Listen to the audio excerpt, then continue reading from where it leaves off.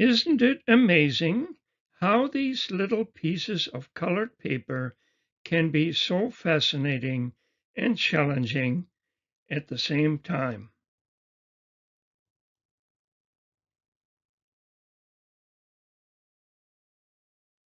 Greece, with its many islands and their stamps authorized by the post office or of private origin, sometimes caused by historical events, makes this a very intriguing area to collect.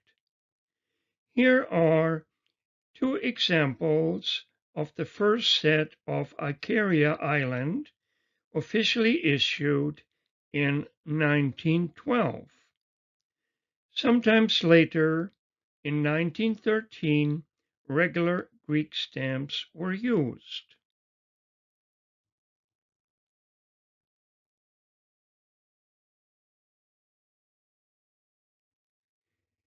The independent Republic of Epirus, with the second stamp, this one right here, of the first set issued in 1914. And next to it, the two examples of private origin, which were obviously never authorized to use as postage. But still, very interesting and appealing to some of us for its optical appearance, which is a little different than many other stamps. That's what makes it even more interesting.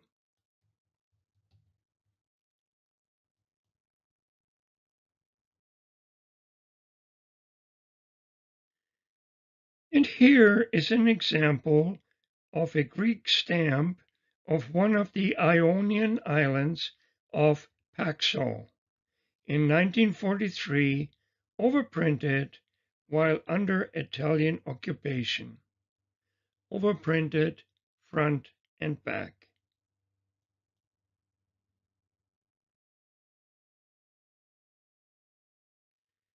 While the front overprint reads, Italian island of Paxo, the backside reads, the victory of the Axis and the victory of Europe, in Greek language and Italian language.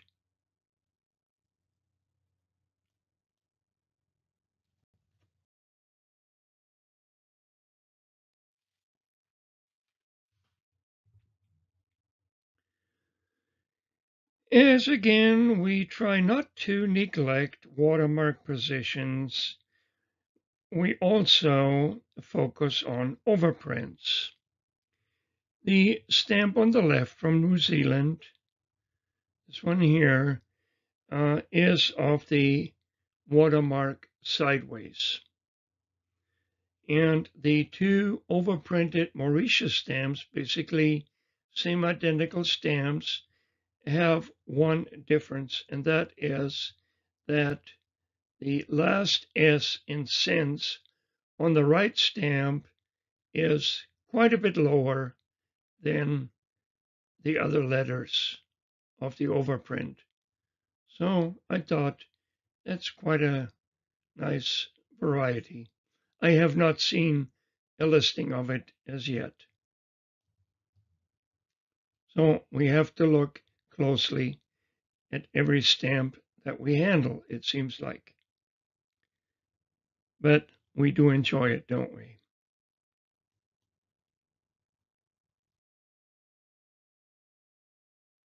And just to illustrate a kind of unusual provisional from Colombia right here of the district of Santander. And to the right of it, a Costa Rican stamp with a upside down overprint. Not real rare, but still nice item to have. And it is listed in the catalog.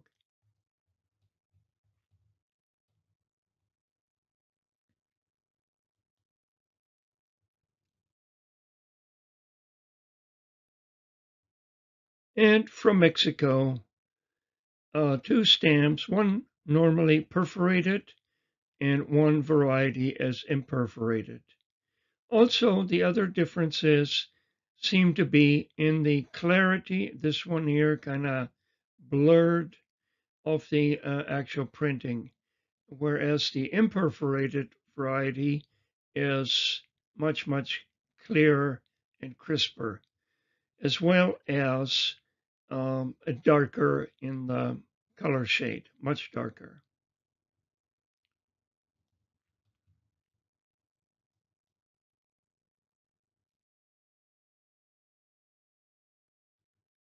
And from Switzerland of 1881, a little more serious double transfer with one being inverted.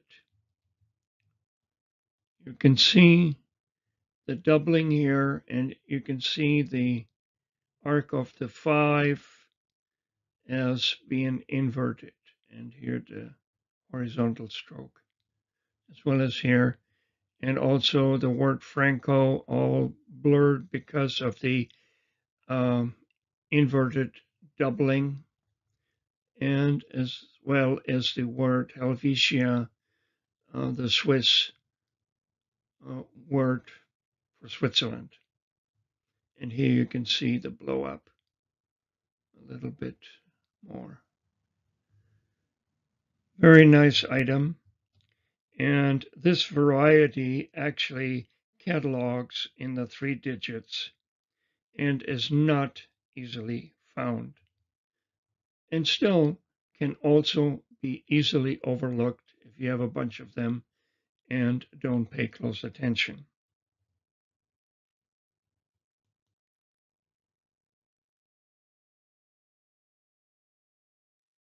These earlier U.S. duck stamps are also well collected with certain appeal. If you like, for example, birds or ducks in particular, very nice topical uh, collecting area.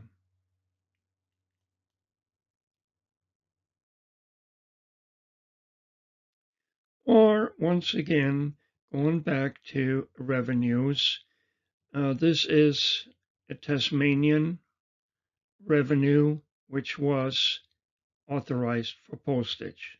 It is just one of a small set of these revenues that were authorized.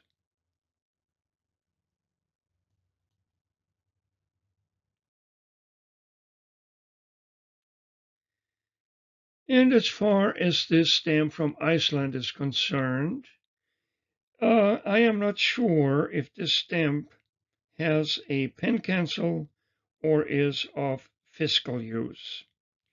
But one thing for sure, it does have a defective upper right frame printing flaw right here.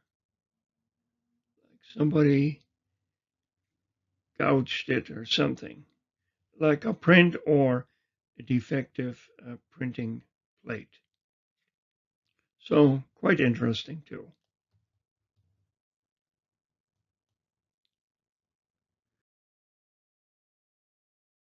Well, that's about it. And I hope that you like my video and give me a thumbs up, and hopefully really to subscribe to my future and past videos. Thank you so very, very much.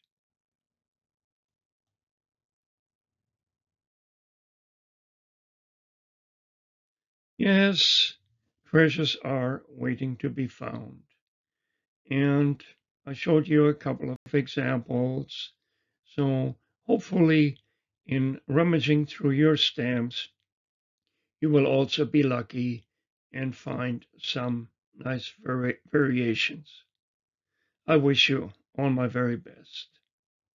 Thank you so much again for watching.